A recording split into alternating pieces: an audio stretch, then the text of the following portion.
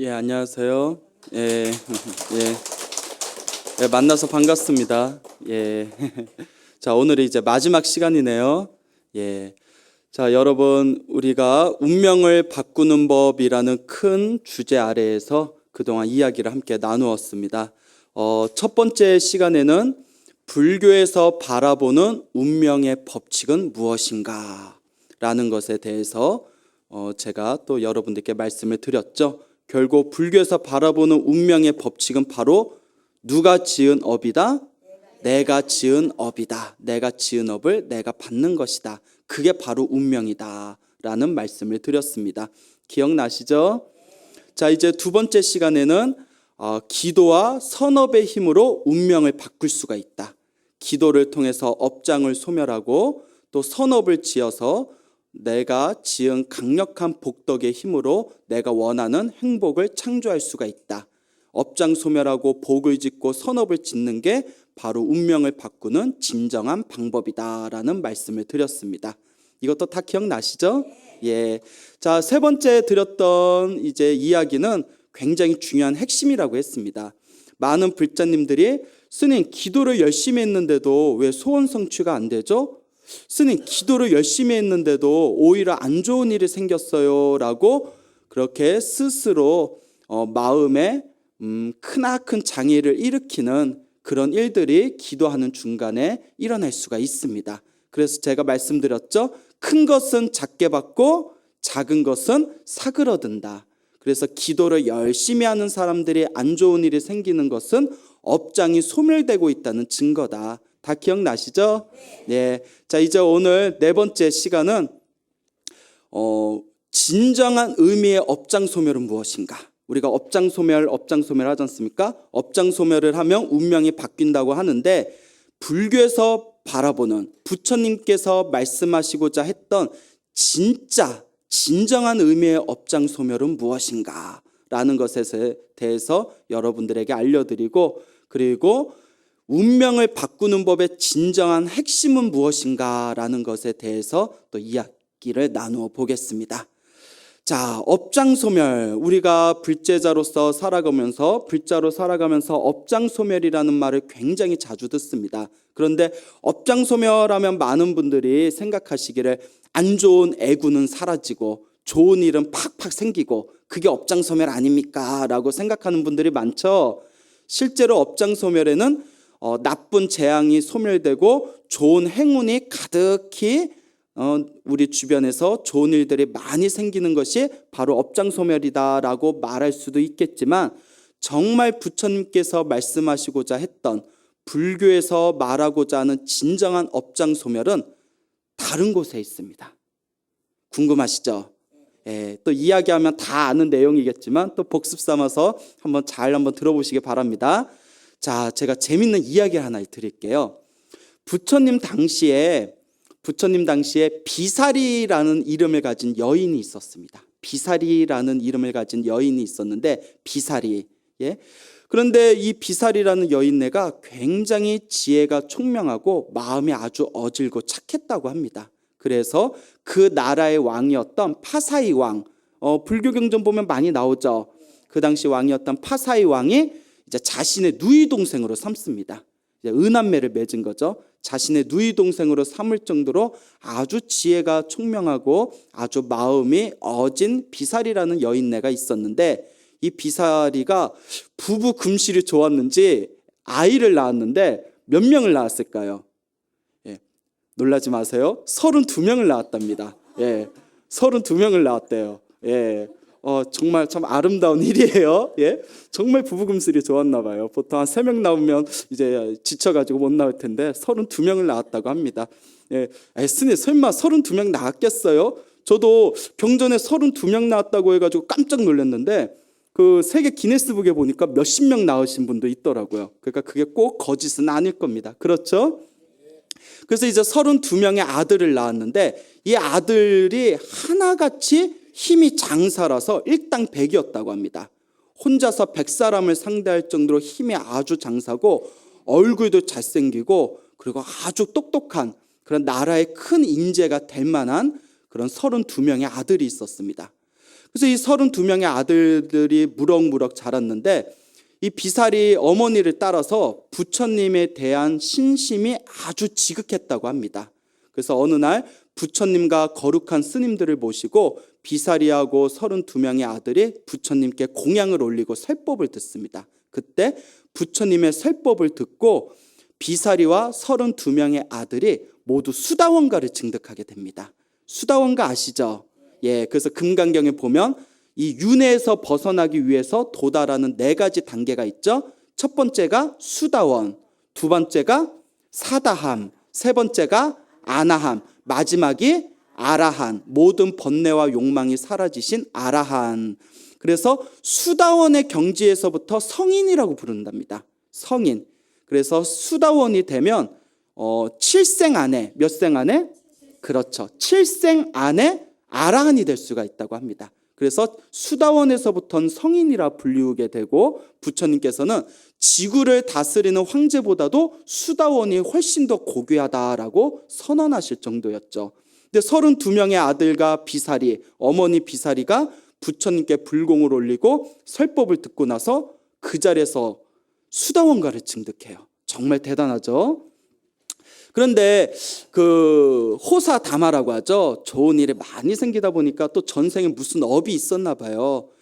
그 32명의 아들과 원한 관계에 있던 사람이 몰래 음모를 꾸밉니다.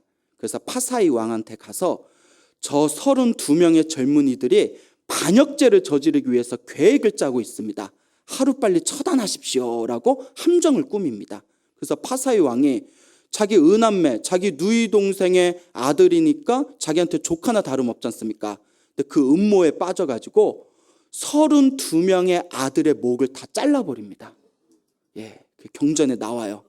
사람이 이렇게 무서워요. 32명의 아들의 목을 다 자른 뒤에 그걸 이제 함에다 집어넣고 이렇게 나무 상자 함에다 집어넣은 뒤에 비살이 집에다 그 32개 상자를 보냅니다. 그러니까 이제 비살이가 뭔가 하고 열어보려고 하는데 그때 때마침 부처님과 부처님의 거룩한 제자들이 비살이의 집안에서 사시공양, 공양청을 받으실 때였대요. 그때 부처님께서 다 알고 계세요? 모르고 계세요? 그래서 부처님께서 비살이가 비록 지금 수다원가를 얻었지만 지금 32명의 아들의 목이 잘린 이 모습을 본다면 큰 충격을 받고 잘못하면 불법에 대한 신심조차 흩어질 수가 있다. 그러니 내가 마땅히 제도해야 되겠다라는 마음을 일으키십니다. 그래서 비살이야 멈추어라. 지금 부처님께 공양을 올리고 있으니 공양이 다 끝나고 난 뒤에 보아도 괜찮지 않겠느냐라고 부처님께서 말리십니다. 참 지혜로우세요. 그래서 이제 비살이가 부처님과 부처님 제자분들께 공양을 올리는 이 중요할 때 뭐 배달 온 게 요 함이 무슨 중요한 필요가 있겠냐 해서 부처님께 먼저 지극한 마음으로 공양을 올립니다. 그래서 공양을 다 올리고 난 뒤에 항상 우리 불교의 법도는 부처님의 제자분들께서 공양을 받고 나서는 항상 무엇을 설하시죠? 예, 법을 설하십니다. 그래서 부처님께서 항상 하시던 말씀이 제가인의 의무는 스님들이 공부에만 전념할 수 있도록 재물을 보시하는 것이고 의약이나 뭐 공양이나 이렇게 재보시를 하는 것이고 스님의 의무는 오로지 중생들을 위해서 무엇을 설하는 것이다? 법을 설하는 것이다. 그래서 법공양과 재공양에 대해서 부처님께서 말씀하신 내용이 경전에 자주 나오죠. 부처님께서 공양을 다 마치시고 나서 비살이를 위해서 법문을 하십니다. 비살이야, 그대가 아끼는 항아리가 있다면 하나 가져오너라. 그러니까 이제 비살이가 아끼는 항아리, 도자기를 이렇게 갖다 드렸대요. 그 비살이가 이렇게 부처님이시여, 붓다시여, 세존이시여, 제가 아끼는 항아리입니다, 도자기입니다 하고 다 이렇게 부처님께 바쳤더니 부처님께서 제자에게 그것을 받도록 하시고 제자에게 이렇게 얘기하십니다. 그 항아리를 손에서 놓아버려라. 그 제자는 부처님이 시키시는 거니까 부처님 이걸 놓아요? 이거 비싼 건데 이럴 수 있어요? 없어요? 있어요? 신심이 약한 거죠. 부처님께서 놓아라 했으니까 제자는 당연히 부처님을 믿고 깊은 뜻이 있겠지 하고 그걸 이제 손에서 놓아버립니다. 그러니까 항아리가 어떻게 돼요? 와장창 하고 깨져버리는 거예요. 그 비살이도 이제 살짝 속이 상할 수도 있죠. 하지만 워낙 신심이 깊고 이미 수다원가에 증득했기 때문에 부처님께서 무언가 깊은 뜻이 있으셨겠지 하고 가만히 지켜봅니다. 그때 부처님께서 이와 같이 말씀하십니다. 항아리는 언젠가 뭐 할 수밖에 없다? 그렇죠. 아유, 지혜로우세요. 네, 다 알고 계시네요. 항아리는 언젠가 깨질 수밖에 없다. 이루어진 것은 언젠가 흩어질 수밖에 없다. 사랑하는 사람은 언젠가 헤어져야 되고, 그렇죠, 여러분? 내가 아끼는 것도 언젠가는 무너질 수밖에 없다. 이것이 무상법이다. 이루어진 것은 흩어지기 마련이다. 그것을 있는 그대로 꿰뚫어 본다면 영원한 자유를 얻으리라. 이 부처님의 설법 끝에 비사리가 그 자리에서 아나함가를 증득하게 됩니다. 아나함. 예? 아라한에 이르는 세 가지 단계 중 세 번째 아나함. 네. 자, 이 아나함은 굉장히 깊은 경지예요. 그 아나함가에 다 증득한 뒤에 비로소 부처님께서 비사리여, 왕이 보낸 그 32개의 함을 열어보거라라고 이제 시키십니다. 그 비사리가 32개의 함을 딱 열었는데 그 32개가 다 누구예요? 아들, 32명의 아들이에요. 여러분 가슴이 아파요, 안 아파요? 아프죠. 여러분 10손가락 중에서 깨물어서 안 아픈 손가락 없다고 하죠. 근데 10손가락이 다 잘렸다고 생각해 보세요. 예? 그런데 우리 비사리는 지금 무슨 단계라고 했죠? 아나함. 그걸 보고 마음이 요동쳤을까요? 고요했을까요? 고요했답니다. 여러분 그게 깨달음의 경지입니다. 어떤 상황에서든 마음에 흔들림이 없는 건지. 고요하더래 마음이 고요하고 부처님께서 그래서 그와 같은 법문을 하셨구나. 아끼는 항아리도 아무리 애지중지 아껴도 언젠가는 깨지듯이 아무리 사랑하는 사람도 언젠가는 헤어질 수밖에 없겠구나. 모든 이루어진 것은 언젠가 흩어지게 되는구나. 그래서 마음의 관찰, 마음의 챙김, 이 마음 챙김이 확실하게 이루어지면서 흔들리지 않는 고요한 마음으로 그 아들의 죽음을 담담하게 받아들였다고 합니다. 대단하죠. 그런데 집안에서 난리가 난 거예요. 그 32명의 아들들이 결혼을 했는데 다들 그 처가댁이 그 나라의 유명한 귀족들이었다고 합니다. 그러니까 그 32명의 처가댁에서 완전히 난리가 나서 이 나라에 큰 전쟁이 일어날 상황까지 이르게 되었대요. 그때 비사리가 그 32명의 이제 자신의 며느리들을 부르고 이와 같이 얘기합니다. 이 모든 것은 다 누구의 업이다?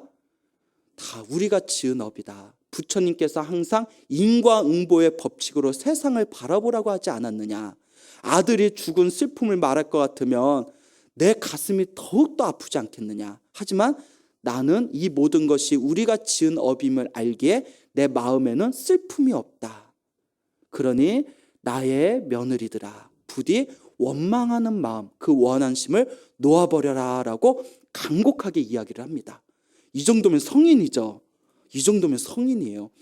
이렇게 간곡한 마음으로 며느리들을 설득을 하니까 이 며느리들의 마음을 돌립니다. 이 소식이 파사이 왕 귀에 들어갑니다. 깜짝 놀랍니다. 파사이 왕이. 아들을 32명이나 죽였는데도 비사리가 그와 같은 말을 했단 말이냐. 이상하다. 반역을 저지르려고 마음먹었던 집안이라면 이런 마음을 낼 수가 없다. 다시 한번 사건의 진상을 알아봐라. 그랬더니 파사이 왕이 비로소 자기가 음모에 빠진 걸 알게 됩니다. 뒤늦게 알게 된 거죠. 너무나 후회하는 마음이 생겨서 비사리를 찾아갑니다. 비사리 앞에서 눈물을 흘리면서 비사리야 내가 그때 미쳤었나 보다. 비사리야, 네가 원하는 소원은 무엇이든지 다 들어주겠다. 나를 용서해다오. 근데 비사리는 이미 아나함가를 증득해서 마음에 어떤 원한도 없습니다. 왕이시여, 모든 것은 다 우리가 지은 업의 결과일 뿐입니다. 제게 바람이 있다면 저와 저의 며느리가 친정으로 그냥 조용히 돌아갈 수 있도록, 이 나라를 나갈 수 있도록, 친정에서 마지막 말년을 보낼 수 있도록 그렇게 배려해 주십시오라고 소원을 빌었다고 합니다. 예. 우리 같으면 한 100억, 1000억 보상금 때릴 텐데 예? 예? 뭐 자식의 목숨을 어떻게 돈으로 환산할 수 있겠어요? 있어요, 없어요? 없죠. 그렇죠? 없지만 그래도 분해서라도 그러면 사람 내 아들 목 하나당 한 100억씩 쳐주세요. 이래도 할 말 없는 거예요. 그렇죠? 예? 왜냐? 돈으로도 환산할 수 없는 게 아들의 예? 건강이고 아들의 생명인데, 예? 그냥 조용히 제가 친정으로, 저의 며느리가 친정으로 돌아갈 수 있게끔 배려해 주십시오. 이 소식이 널리 알려지게 됩니다. 나라 안에. 그 나라 사람들도 비사리가 참으로 성인이다, 정말 대단하다, 역시 부처님의 제자들은 무언가 틀리구나, 이런 소문이 쫙 퍼지게 되었어요. 그때 아난 존재 아시죠? 부처님의 10대 제자 중에 다문제일인 아난이 문득 궁금한 마음이 일어납니다. 부처님께 찾아가서 합장하고 부처님께 이와 같이 질문을 드립니다. 부처님, 저 비사리는, 그리고 비사리의 아들 32명은 모두 부처님에 대한 신심이 지극했고 수다원가까지 증득했던 존재들입니다. 수다원가면 성인의 경지입니다. 깨달음의 첫 번째 단계입니다. 그런데 전생에 무슨 업이 있길래 이번 생에 저와 같은 무서운 업을 받게 된 것입니까? 라고 질문을 드립니다. 여러분 궁금하셨죠? 예, 이제 그 이유가 나옵니다. 잘 들으세요. 이게 남의 얘기가 아니에요. 부처님께서 다음과 같이 말씀하십니다. 나의 제자 아나나, 자세히 듣거라. 머나먼 과거 전생에 석가모니 부처님이 세상에 출현하기 이전에 훨씬 더 머나먼 과거 전생에 32명의 젊은이들이 있었다. 근데 이 32명의 젊은이들이 너무 배가 고프던 차에 들판에서 한가롭게 풀을 뜯어먹고 있는 소를 발견하게 되었다. 무엇을? 소를. 소를 발견하게 된 이 젊은이들은 너무 배가 고파서 저 소를 훔쳐다가 우리가 고기로 삶아 먹고 데쳐 먹고 볶아 먹자라고 마음을 먹게 되었다. 그래서 그 소를 이제 잡아다가 이 소를 어디서 요리해 먹을까 고민하던 차에 32명의 젊은이들이 평소에 친하게 지내던 노파를 찾아갔다. 할머니 노파를 찾아가서, 할머니도 배가 고프시죠? 오랫동안 고기 맛을 못 보셨죠? 이 소를 우리가 죽여서 고기를 내어드릴 테니까 이 고기로 맛있게 요리를 좀 해주십시오 라고 당부를 한 뒤에 그 소를 죽이려고 하는데 소가 영물이에요. 눈물을 뚝뚝 흘리면서 무릎을 꿇고 살려달라고 구슬프게 우는 겁니다. 이쯤 되면 죽여요, 못 죽여요? 아, 우리 못 죽여요. 예? 예? 진짜 못 죽여요. 예? 여러분들도 사실 정육점에 고기가 진열되어 있으니까 그냥 마음 편하게 사 먹는 거지, 야 네가 죽여서 먹어 하면 먹어요, 못 먹어요? 못 먹어요. 그래서 소가 눈물을 뚝뚝 흘리면서 무릎을 탁 꿇으니까 이 젊은이들이 불쌍해서로 도와줄 텐데 그때도 이제 미쳤나 봐. 사람이 한 번씩 미칠 때가 있어요. 소를 그 자리에서 목을 딱 쳐버립니다. 목을 딱 쳐버려요.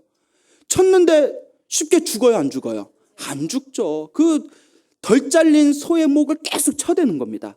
그때 속이 고통 속에 꽥꽥거리면서 뭐라고 마음으로 원한을 맺었냐면, 내가 다음 생에라도 다다음 생에라도 언제라도 너희를 다시 만나면 내 목이 잘리듯이 너희들의 목을 자르리라 라고 속에 원한을 품고 죽었답니다. 무섭죠? 여러분, 소도 생각을 해요. 여러분, 개 키우시죠? 개 생각해야 안 해요? 그럼 개도 생각이 있어요. 고양이도 생각이 있습니다. 소도 생각이 있어요. 죽으면서 그렇게 원한을, 마음속으로 강력한 원한을 맺으면서 그 소가 죽게 됩니다. 그리고 그 노파에게 고기를 갖다 줬을 때 노파가 그걸 볶아 먹고 지져 먹고 요리를 깨끗하게 하면서 그 노파가 흐뭇해하면서 내 생에 이렇게 배불리 고기를 먹은 적이 처음입니다. 너무 기쁩니다 하면서 그 고기, 죽은 그 핏덩어리가 가득한 그 고기 앞에서 미소를 지으면서 아주 흡족한 표정을 지었다고 합니다. 자, 이제 슬슬 여러분들 전생에 어떤 어변이 있었는지 이해가 가시죠? 그 소가 지금의 누구였을까요? 파사의 왕이었다는 겁니다. 그 소가 내가 너희들을 가만두지 않으리라. 이게 파사의 왕이었다는 거예요. 그 소의 목을 잘랐던 32명의 아들은 바로 그때 누구였을까요? 그렇죠. 전생에 바로 그 소의 목을 잘랐던 32명의 젊은이들, 그들이 바로 이번 생의 비사리의 아들이었다고 합니다. 자, 그래서 또 이야기를 계속 이어나가자면, 그러면 그때 고기를 볶아주고 데쳐주고 요리를 해주면서 그 죽은 소 앞에서 흐뭇하게 미소를 지었던 그 노파가 이번 생에 누구였다? 비사리였다는 겁니다. 이번 생에 수없는 인연의 그 실타래에서 죽었다 태어나고 죽었다 태어나다가 이번 생에 서로 그 새 부류가 만나게 된 겁니다. 전생에 소였던 파사이왕과 전생에 소를 죽였던 32명의 젊은이와 그리고 전생에 요리를 해줬던 비사리. 그때의 인연으로 이와 같은 무서운 업의 고통을 당하게 된 것이다 라고 부처님께서 말씀하셨습니다. 아시겠죠? 그러니까 안한존자가 질문을 하나 더 던집니다. 근데 부처님, 그러면 전생에 또 어떤 인연이 있었길래 이렇게 훌륭한 집안에 저렇게 잘난 모습으로 이 세상에 출현하게 되신 겁니까? 이 세상에 태어나게 된 겁니까? 그렇죠, 여러분. 그 32명의 젊은이들이 정말 좋은 귀족 집안에 일당백에 큰 힘을 갖추고 아주 좋은 집안의 귀족으로 태어나게 되었고, 그러니까 안한존자가 전생에 그와 같이 무서운 업을 지었는데 이번 생에 무슨 과보로 깨달음의 첫 번째 수다원가를 얻은 것입니까? 그리고 비사리는 어찌하여 아나함가까지 얻은 것입니까? 라고 질문을 던집니다. 이것도 궁금하죠? 이것도 다 이유가 있어요. 여러분, 원인 없는 결과는 있다 없다? 그렇죠. 다 원인이 있습니다. 부처님께서 미소를 지으면서 이렇게 얘기하십니다. 아나나 잘 듣거라. 석가모니 부처님이 출현하기 전에 가섭부처님 시대 때, 과거 칠불에 가섭부처님 나오죠. 가섭부처님 시대 때 한 노파가 있었는데 부처님에 대한 신심이 지극하였다. 하루는 노파가 길을 가다가 32명의 젊은이를 만나게 되었다. 32명의 젊은이들이 아니 할머니 어딜 그렇게 급하게 어딜 그렇게 가세요? 근데 얼굴은 어딜 가시길래 그렇게 흐뭇하게 미소를 지으면서 가세요? 하고 질문을 했더니 이 노파가 이복의 젊은이들, 내가 요 부처님이 사리탑에 가서 부처님한테 불공을 올릴 터인데 자네들도 시간이 남으면 나랑 같이 부처님 사리탑에 가서 불공하고 기도를 하고 공양을 올립시다 라고 권유를 하게 됩니다. 그 32명의 젊은이들이 부처님한테 기도하러 간다니까 같이 따라가서 그 노파와 32명의 젊은이들이 부처님의 사리탑 앞에서 지극한 마음으로 기도를 했대요. 공양을 올리고 기도를 하면서 다음과 같이 원력을 세웁니다. 여러분 기도하고 나면 항상 서원을 세우시죠? 항상 발언하시잖아요. 거룩하신 부처님, 부처님께 공양을 올리고 열심히 기도한 이 공덕으로 항상 태어날 때마다 부귀영화를 누리게 해주시고 언젠가 부처님의 설법을 들으며 깨달음을 얻게 해주십시오라고 지극한 마음으로 원력을 세웠다. 그때의 원력으로 이와 같이 32명의 젊은이와 비사리, 그 노파가 이번 생에 비사리와 비사리의 32명의 아들로 부귀영화를 누리는 집안에 태어나게 되었고 부처님 앞에서 서원을 세운 그 공덕으로 깨달음의 경지에 이르게 된 것이다. 그리고 비사리는 그 32명의 젊은이들을 불법에 인도한 공덕으로 이번 생에 어디까지 간 것이다? 아나함까지 간 것이다 라고 부처님께서 설법을 하시는 내용이 나옵니다. 대단하죠? 여러분들이 지금까지 불법의 귀에서 부처님 앞에서 지극한 마음으로 기도하고 부처님께 불공 올리고 공양 올린 그 모든 선업을 여러분들도 언젠가 다 받게 될 것입니다. 얼마나 좋습니까? 절대 부처님을 향한 내가 지은 선업과 공덕의 힘은 결코 사라지지 않는다. 수없는 생을 지나서라도 반드시 받을 수밖에 없다. 왜? 원인이 있으면 반드시 뭐가 있다? 결과가 있다. 근데 여러분들 얼마나 좋아요? 좋죠?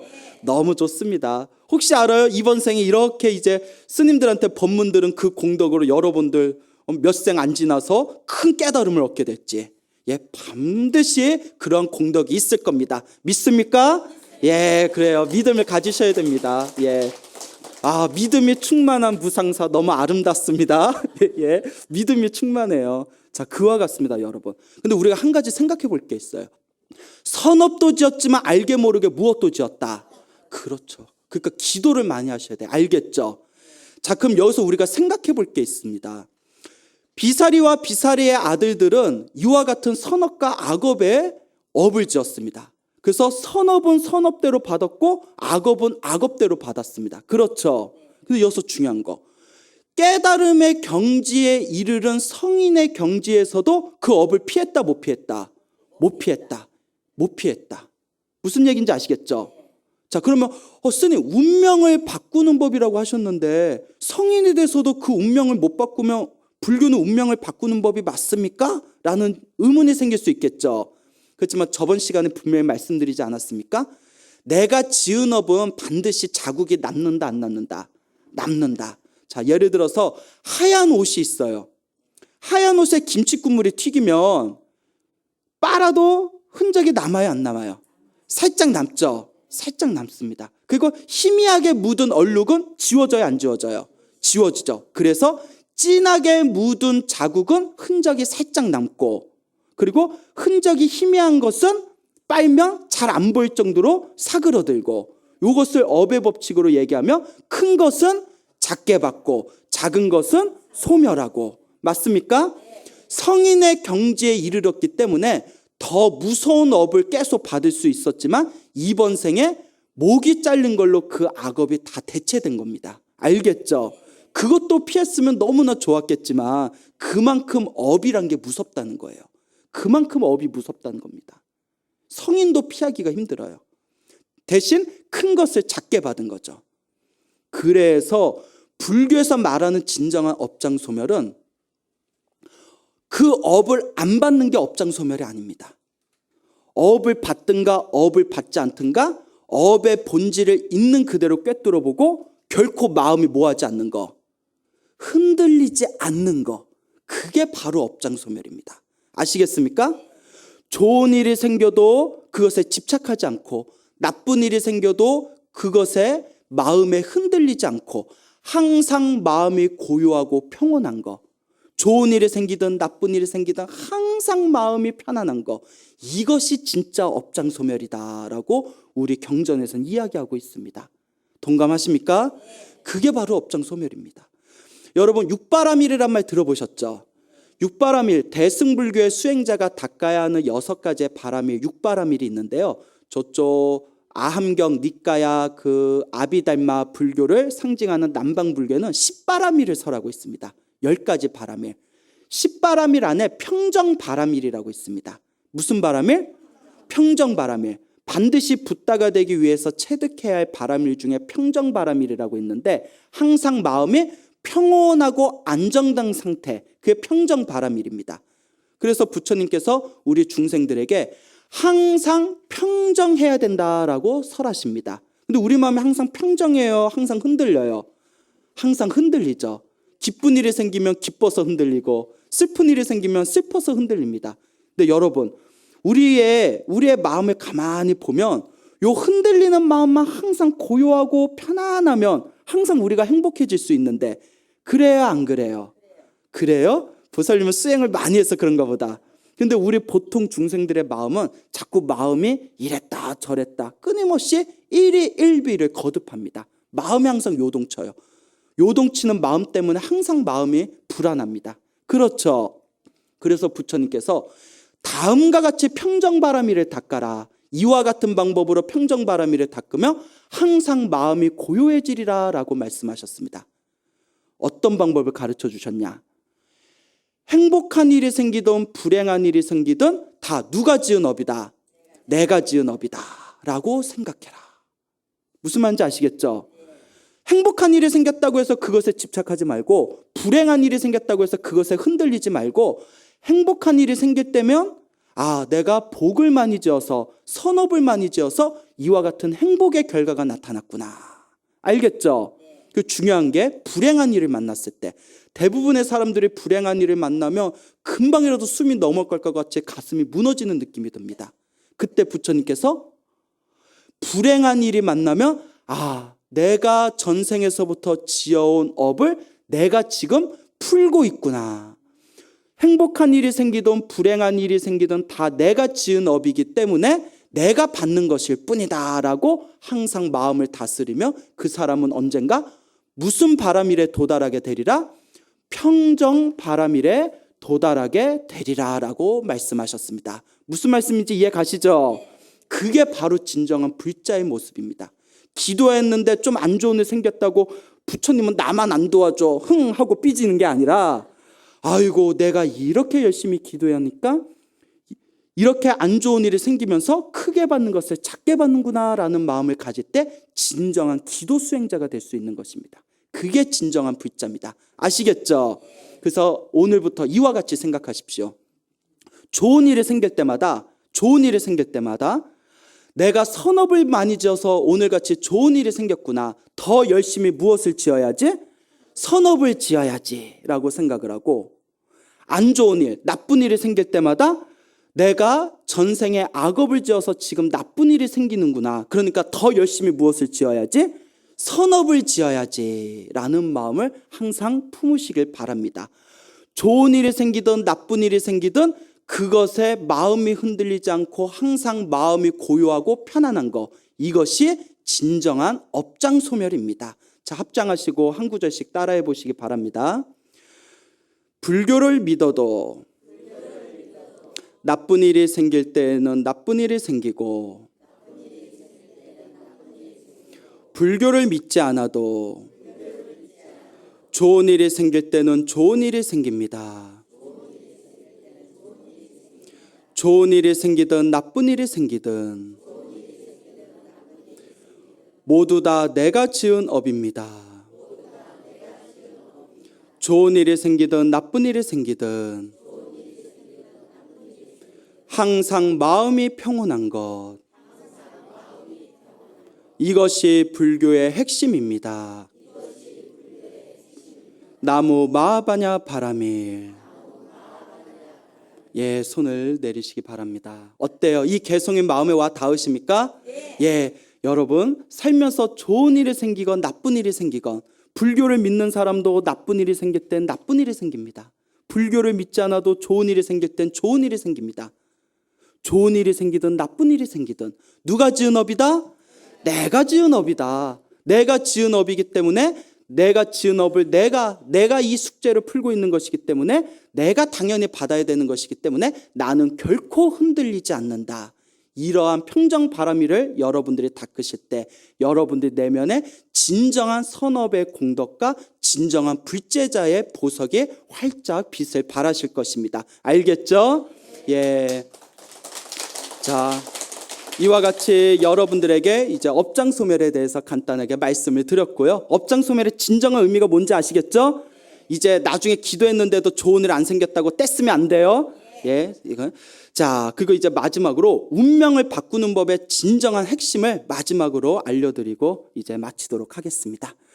운명을 바꾸는 법의 진정한 핵심은 운명에서 벗어나는 법입니다. 운명의 틀 안에서 아무리 운명을 바꿔봤자 결국 어디 아니에요? 운명 아닙니다. 운명을 바꾸는 진정한 방법은 돈을 많이 버는 것도 아니고 건강을 해지는 것도 아니고 뭐 좋은 배우자를 만나는 것도 아닙니다. 아예 그 운명에서 벗어나는 것, 그것이 바로 운명을 바꾸는 법의 핵심입니다. 그러면 스님 어떻게 운명에서 벗어납니까? 운명의 다른 말을 우리가 윤회라고 합니다. 뭐라고 한다? 윤회. 제가 불교에서 바라보는 운명의 법칙, 불교에서 바라보는 운명이란 업이라고 했었죠. 업, 맞습니까? 업이라고 했지 않습니까? 그 업의 흐름을 운명이라고 했지 않습니까? 그 업을 축으로 해서 끊임없이 태어나고 죽는 그 흐름, 그 운명의 울타리, 그 운명의 수레바퀴를 우리는 무엇이라고 부른다? 윤회라고 부릅니다.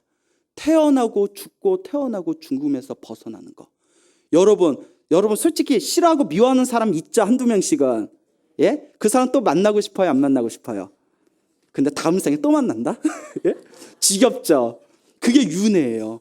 내가 지은 그 인연을 또 만날 수밖에 없는 거. 그게 업의 울타리입니다. 내가 지은 업을 축으로 해가지고 끊임없이 돌고 있는 이 수레바퀴, 이 업의 수레바퀴를 바로 운명의 흐름이라고, 운명의 울타리, 운명의 수레바퀴라고 부르는 것입니다. 알겠죠? 운명에서 벗어나는 법이 정말 운명을 바꾸는 법입니다. 운명에서 벗어나는 법을 다른 말로 생사해탈법, 윤회에서 벗어나는 길, 그게 진짜 여러분들의 운명을 바꾸는 법입니다.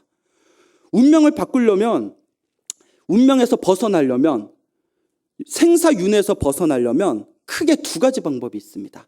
첫 번째는 윗바사나를 열심히 해서 아라한이 돼서 벗어나거나 참선을 열심히 해서 견성성불해서 윤회에서 벗어나야 됩니다. 그런데 쉬워요, 어려워요? 엄청 어렵죠. 예? 스님들도 평생을 해도 이룰까 말까 하는데, 여러분들 집안에서 애 키우고 직장 다니면서 될 것 같아요, 안 될 것 같아요? 그럼 어떡하냐? 이거 윤회에서 영원히 못 벗어나나? 근데 두 번째 방법이 있습니다. 두 번째 방법은 쉽습니다. 부처님께서 말법 시대 중생들을 위해서 마련해 놓은 마지막 방법이 있습니다. 바로 염불정토법입니다. 열심히 염불해서 극락세계에 태어나면 더 이상 윤회한다, 윤회하지 않는다. 윤회하지 않는다. 여러분, 천상세계는 아무리 천상 꼭대기에 태어나도 또 떨어져요, 안 떨어져요? 떨어지죠. 근데 아미타 부처님이 계시는 불국토에 태어나면 또 떨어져요, 안 떨어져요? 안 떨어집니다.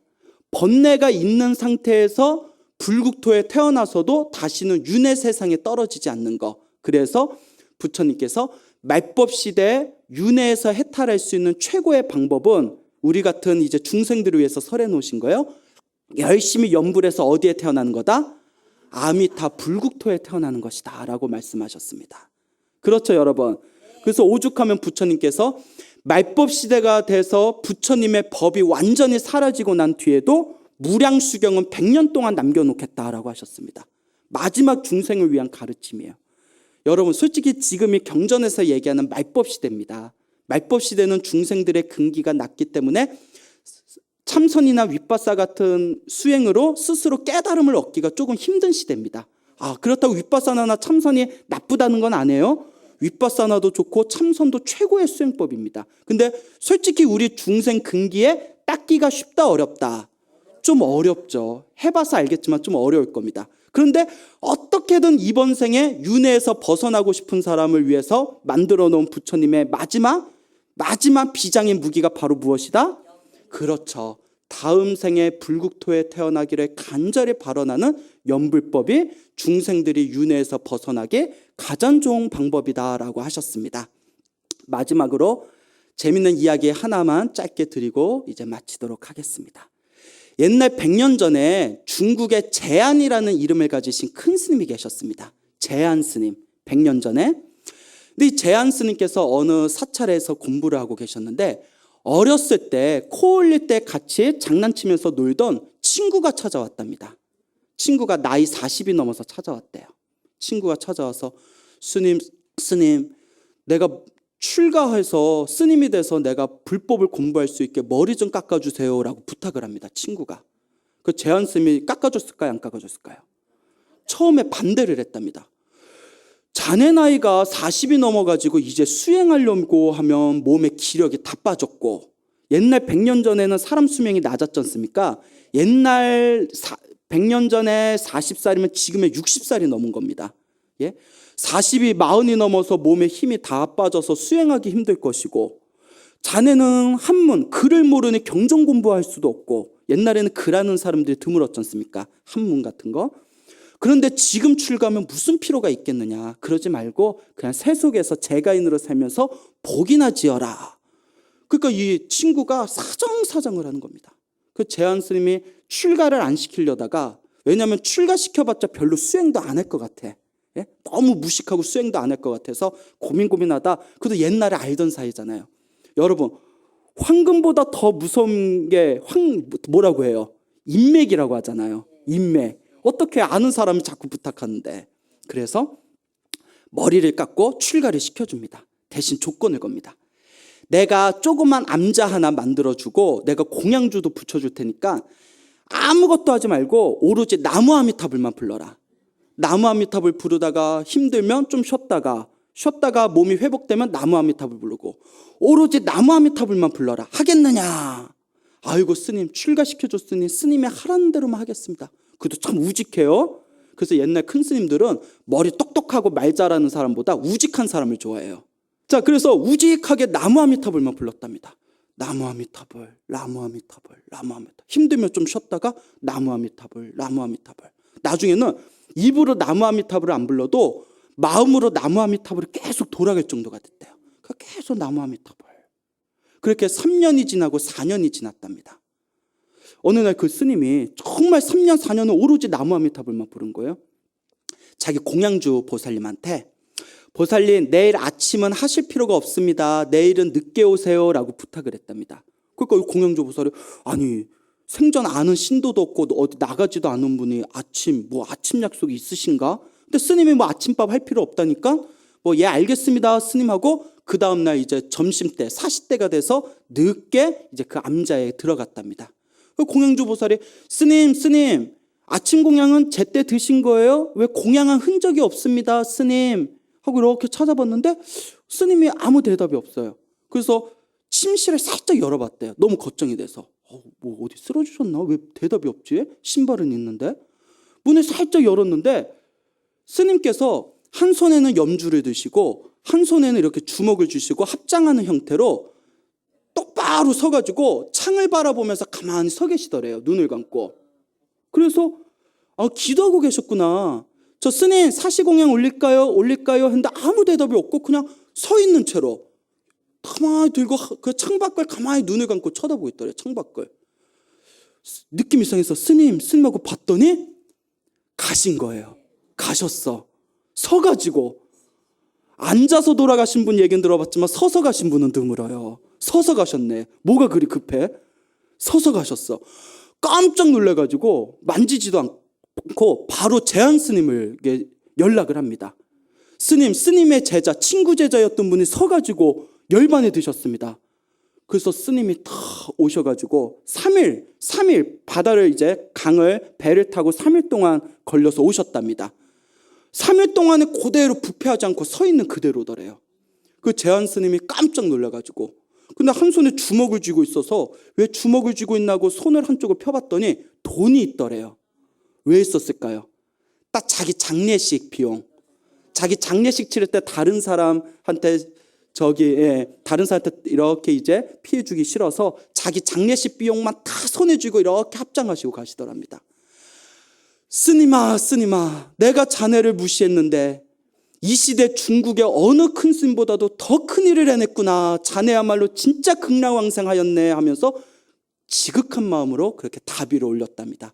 이 이야기를 제한 스님이 스스로도 감동받으셔서 평소에 법문하시고 강의하실 때 하도 자주 하셔가지고 오늘날까지 그 이야기가 내려오고 있답니다. 여러분 나이가 많다고 걱정하지 마세요. 경전 공부를 덜해서 무식하다고 걱정하지 마세요. 오로지 누구만 믿어라? 부처님만 믿어라.